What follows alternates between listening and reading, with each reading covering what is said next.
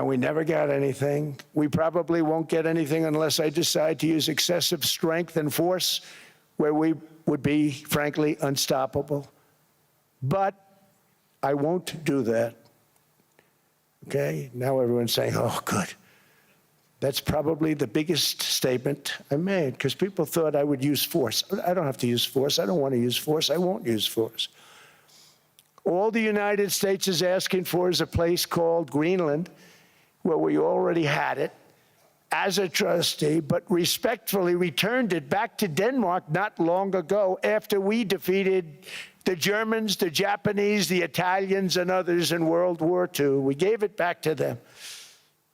So we want a piece of ice for world protection, and they won't give it. We've never asked for anything else, and we could have kept that piece of land, and we didn't. So they have a choice. You can say yes, and we will be very appreciative, or you can say no, and we will remember. Emmanuel Macron, I watched him yesterday with those beautiful sunglasses. What the hell happened? But I watched him sort of be tough. But he was at $10 for a pill.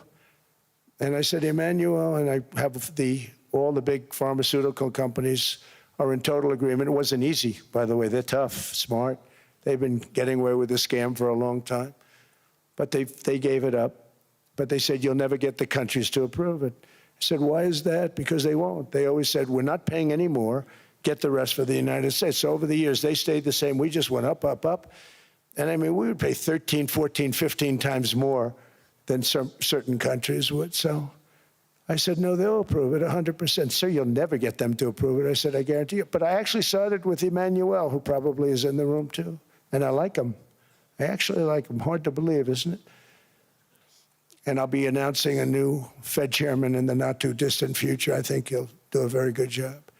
Problem is they change once they get the job. They do.